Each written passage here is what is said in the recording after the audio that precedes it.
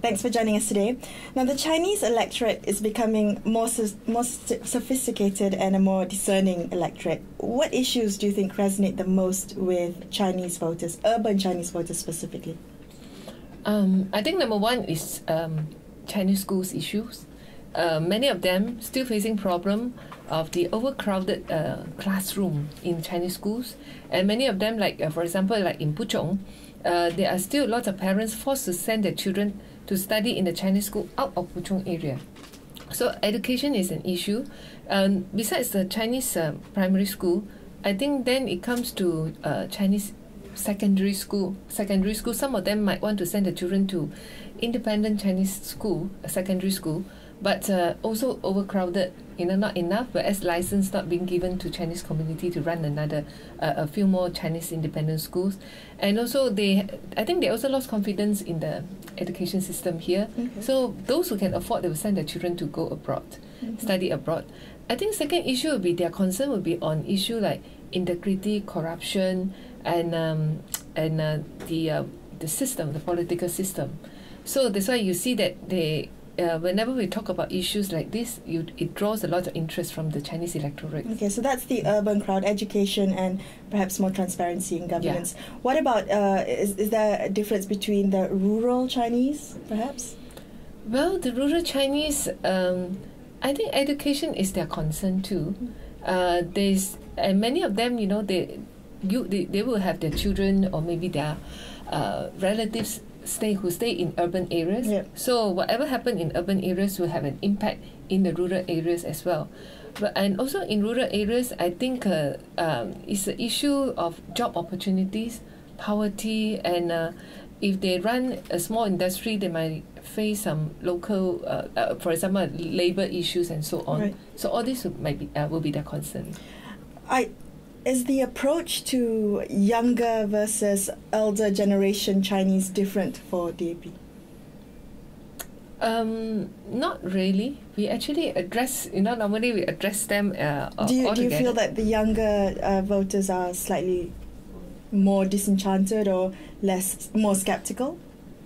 Not really. I think many of them are started to show their great interest in politics and in what's happening in the country in the last few years, especially after the Bersih 2.0, 3.0. Then we have the Himpunan Kebangkitan Rakyat, and various issues that happen that you can see that it draw a lot of interest from the young people. That reflects in Facebook, in their comments, and so on. What about the future of Chinese politics? I mean, a lot. Well, from what we've heard, there seems to be a disenchantment within Chinese politics. Well, where do you think the future is? You see, because my party is a multiracial party, so a lot of times, if you ask me a question that Chinese politics, I find it a little bit difficult. Okay, well, if you claim to be a multiracial party, do you then deny that politics in Malaysia is still very much race-driven? It is true that it is still very much race-driven, but we are trying our best to try to break, the mold that have been set from in the past 50 years. So that's why you see that in 2008, you have seen we as a party, we fielded Indian candidates in a lot of mixed seats and also Chinese majority seats too. You can see that in Klang, for example, we have about 40% Malays, the rest non-Malays, and we put in Cha Sandiago as a candidate, and he won. And within Klang Parliament, we have another Kota Alam Shah or Manoharan, also Indian. So in a strong Chinese presence constituency, we put in 2 Indian candidates, and thank God that both of them won in Klang. But the same goes to Puchong. Okay, but then how do you respond? Or how do you deal with the persistent expectations of having ethnic representation, despite saying you want to do away with race-based politics and you want to be a multi-ethnic? You see, communication is always a problem. Let's face it.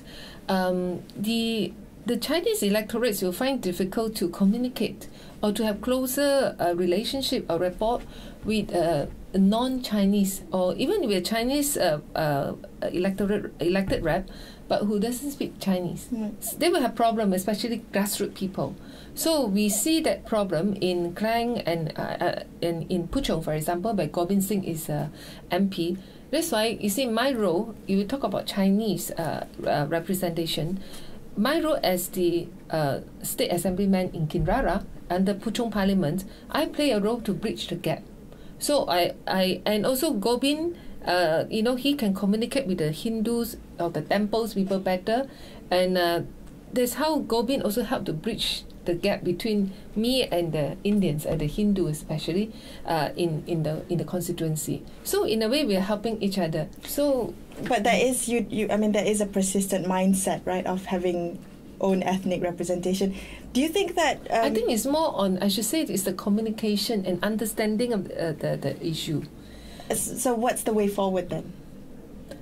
What's the way forward? Well, you can't ask people to all speak Bahasa or all speak English so that they can communicate. But then it will still be the same problem going over again, because it's a communication, so you still need to have a Chinese person who's able to speak. Yeah. It's I think you need to take care of everybody. So this is something that we have to face. So whether like it or not, like me, I have 2 assistants who are Indians. Gobind Singh also has an assistant who is a Chinese. So that in our office we can cater to the needs or to those who come to lodge their complaints. We can handle them their issues better. So this is very natural, I think, for human beings. They always feel more comfortable to express their needs and concern to person who can speak their language. Okay. Well, do you think that Malaysians are ready for non-race-based politics? I think that we are ready, because I think that we are moving towards... The majority of Malaysians are ready? We are moving towards that direction, for example. So for me, I'm very pleased to see the Prime Minister himself to play to the Chinese New Year advertisement. So I think it's a good thing to do for a PM, to show that, a Chinese New Year, he plays the drum, he wear the Chinese costume, and also during Deepawali he had done the same too. Whereas I think on our side we had done the same in our respective constituency. I wear Punjabi suit during Deepawali and whatever Hindu function. I think the ultimate test of whether race-based politics can be is truly eliminated is if the people are ready for a non-Malay Prime Minister. Well, that takes time. We must admit that takes time, because I think the Malay community generally is not ready, and this will scare them if we bring up idea like this. But if you look at United States, it takes 400 over years for United States to have a first black president. But even after Obama got elected, you can also see or hear there are a lot of white people in United States. They are not happy to have a black president. Okay, so being as part of a coalition with, shall we say, very distinct ideological backgrounds, how do you then intend to work together in a sustainable fashion and put forth policies that everyone can sort of agree on? Well, I should say that in the past 5 years, we worked together well with PAS and PKR. I think especially in Selangor State, where we have a more cordial relationship, where we have been, facing all the attacks together. We cover each other backside. We try to put ourselves in a way that wouldn't embarrass or make the other party difficult when we were being attacked, on racial issue and religious issue. But there were a lot of attacks, and clearly there were some differences in opinion. What do you do when there are differences of opinion? How do you resolve that, especially with such different ideologies? This is the first time we come together and become government in Selangor, and this is the Menteri Besar is from PKR. So a lot of times when we argue and we fight, we cannot get it through. So we choose, to just set aside the issue for time being, and until at a suitable time, we think that we'll raise it again. And also because PKR also a multiracial party, and we can see that the PKR Malay leaders also sensible enough to handle anything to do with race and religion.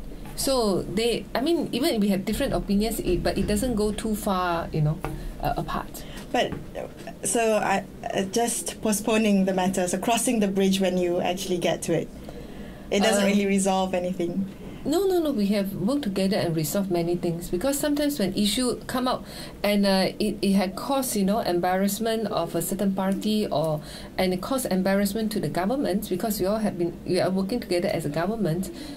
Somehow more diplomatic or politically correct solution had to be presented by the government, and we have always faced that and done that. How sensitive is the issue of religious policies within the coalition?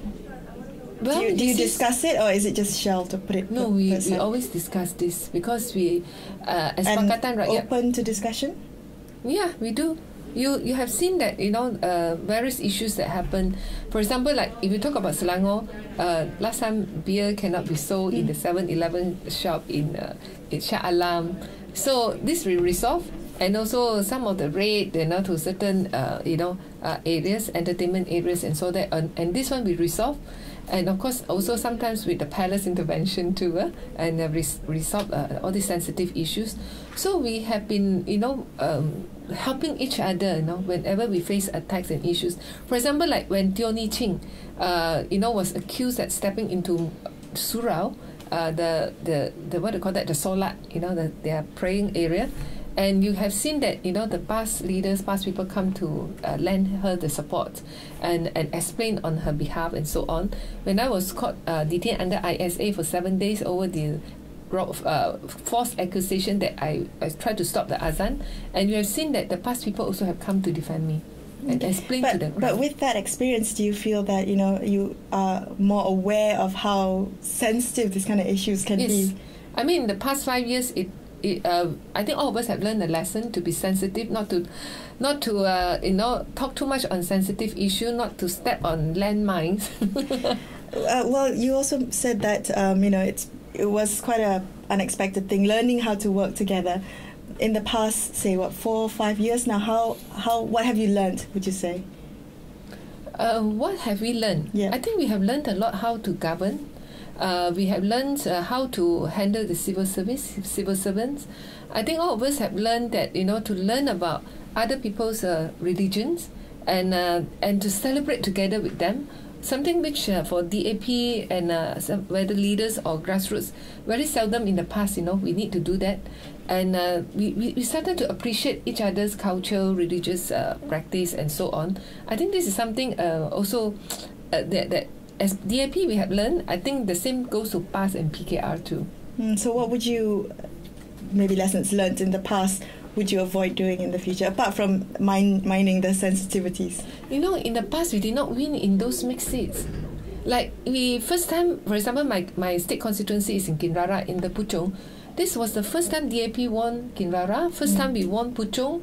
So, and first time we won in many mixed seats, where we don't need to do all these things.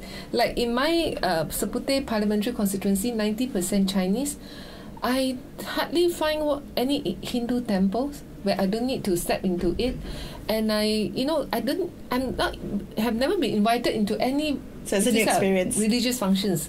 But when I go into Puchong, it's different. So many Hindu temples, so many mosques, so many Chinese temples, where I have to adapt myself and go into all this area and be with the people. Okay. Well, just to wrap up now, I'd like to get your thoughts. If there was one thing that you could do to strengthen the parliamentary democracy in Malaysia, what would it be?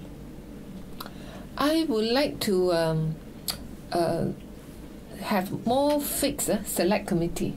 I have been select committee review penal code and criminal procedure code. I think it's a great idea. When we went to Australian Parliament, we found that it's actually what they call a standing committee. It's an ongoing a committee that review criminal laws. So I would think that the Parliament should set up a few more standing committee or select committee that deal with policy issue and the legal matters.